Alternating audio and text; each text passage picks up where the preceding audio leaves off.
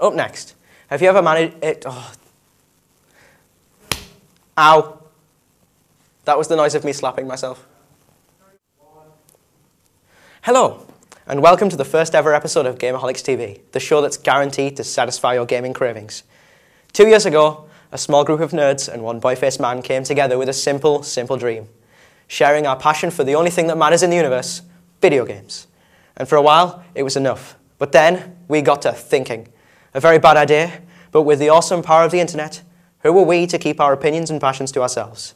There might be other groups of nerds out there to talk to. So that's why we're here. Every episode, we're going to be bringing you reviews of the hottest games out there, and some random thoughts we couldn't keep to ourselves. And remember, all your brains belong to us now.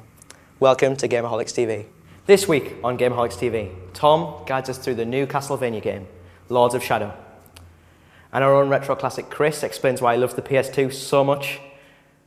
Ollie and I review Devil May Cry 4 and Guitar Hero Warriors of Rock in our short review kind of things. And Phil gives us a rundown on the PlayStation's mini masterpiece, Joe Danger.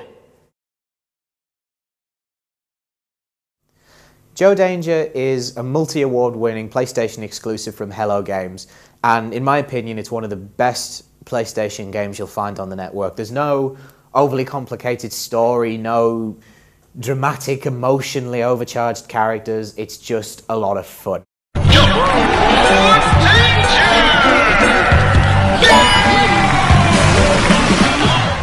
The story, in a sentence, you're a stuntman who's trying to prove he's better than all the other stuntmen in the world. That's it. End of. There's nothing to distract you from the point of this game, which is just to be silly. All the levels are set out as immense stunt runs. There are ramps to fly over, hurdles to jump under, buses and cars to soar overhead, and even, and I'm not kidding about this, there are shark tanks and mouse traps to avoid, and trust me, hitting those is always funny. The point of the levels is basically not too different from the old Tony Hawk's games. You can collect stars, collect coins, do massive combos, or collect the letters to spell out the word danger. And by completing all those things, you get gold stars, and that unlocks the next lot of levels. Everything's presented really beautifully. It's all bright and cheery, and the music can't help but make you smile. The controls are an absolute doddle. All you need is the left analog stick and your 4 shoulder buttons. And the best part is that if you ever mess up, all you need to do is hit one button and you just go back to the starting line.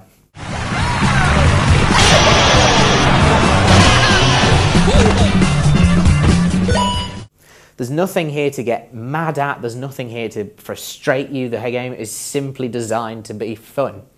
So, Joe Danger's a bit of a weird one. There's no story, there's no plot that you'll want to replay over and over again, but the sheer hilarity of watching this big-headed man crash into shark tanks and hit his head off of ramps and buses is just always going to be worth a look.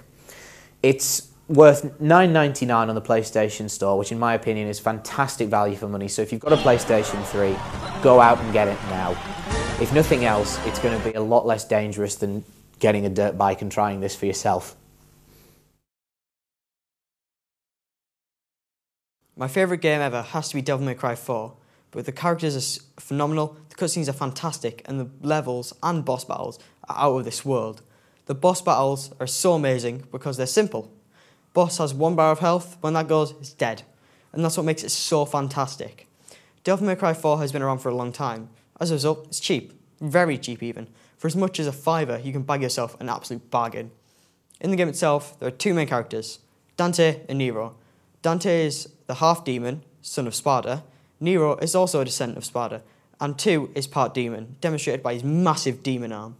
Nero is sent after Dante because he shot the leader of the Order in the head.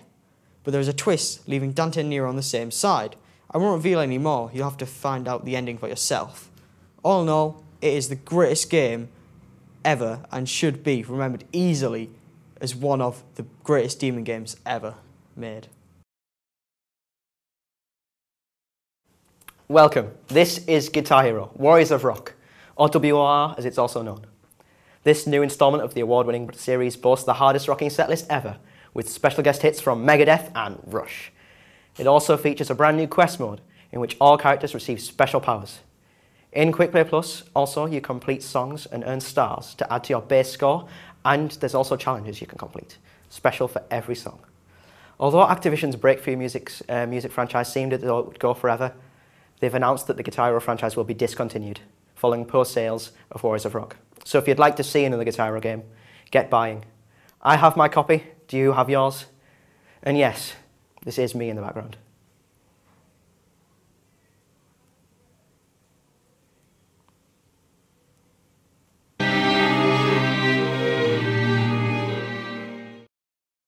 In the Gamerholics TV office, I'm getting bullied.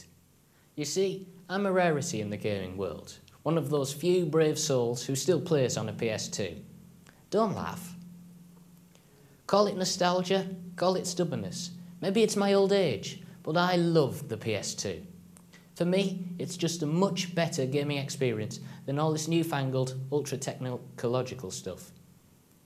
Some people at Gamerholics TV mock. In fact, everyone does. Look at Chris, they laugh, stuck with his controllers that have wires, stuck with his standard non-HD graphics, stuck with his console that can't play DVDs or go online. But that's precisely why I love the PS2. When I buy a games console, I buy it to play games. If I want to go on the internet, I'll use a computer. If I want to watch DVDs, I'll use a DVD player. The PS2 is a realm exclusive to gaming. And don't forget, without the PS2, you wouldn't have the super realistic graphics, or the internet gaming capability of the PS3, or the other next-gen consoles. The PS2 was the guinea pig, the breeding ground for all the new fancy features we take for granted today. Internet gaming was on the PS2 first, while systems to support enhanced and massively detailed graphics were also trialled on this console.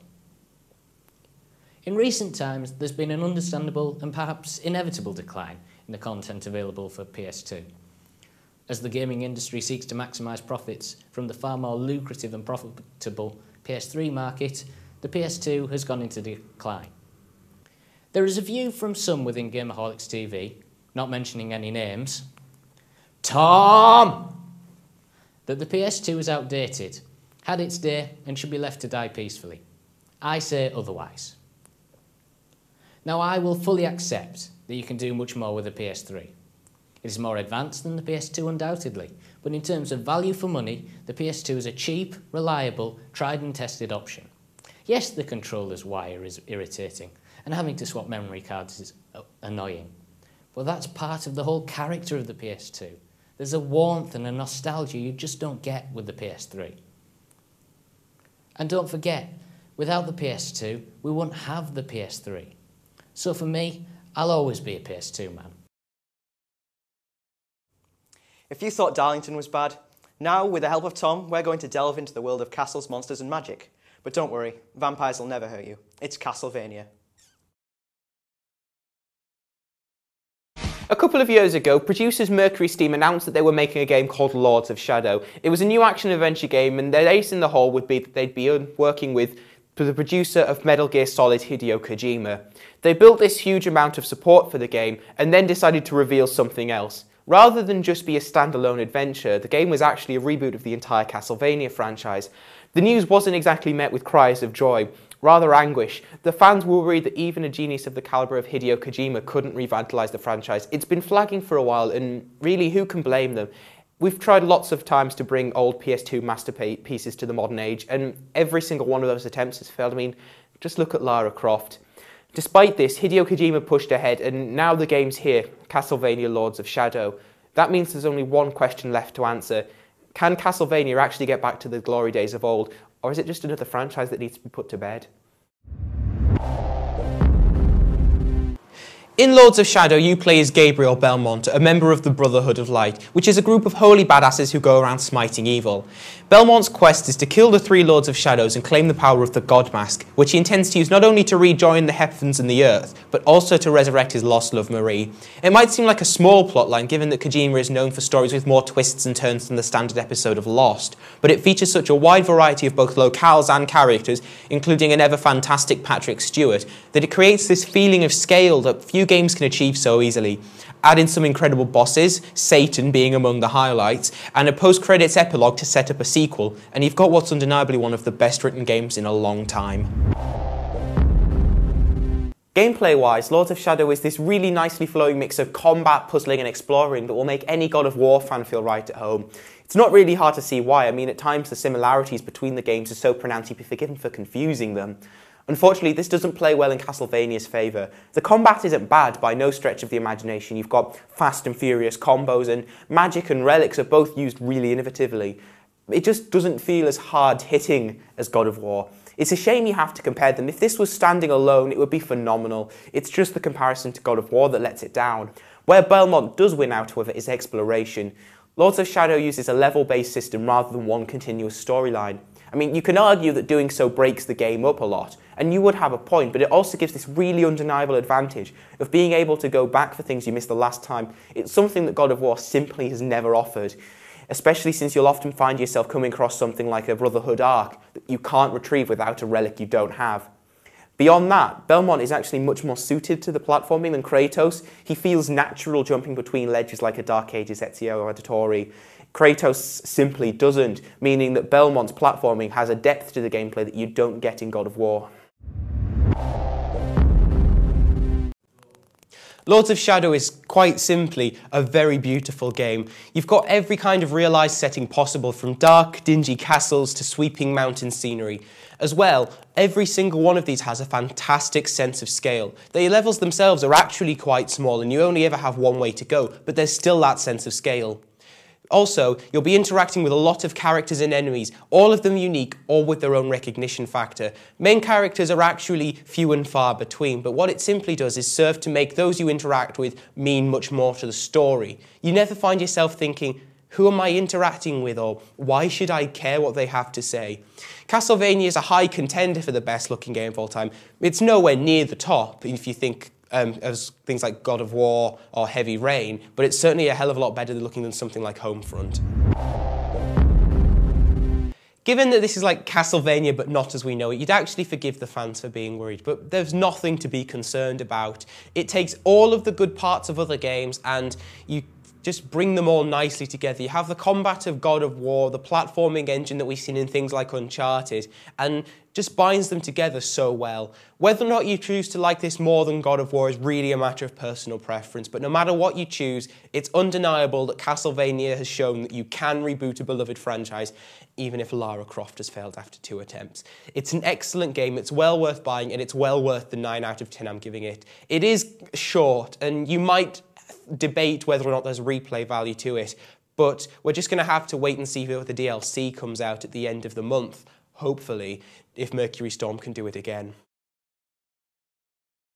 Well, that's it for this instalment of Gamerholics TV. Make sure to check the Northern Echo website or our Facebook page on a regular basis. And remember, all your brains belong to us now.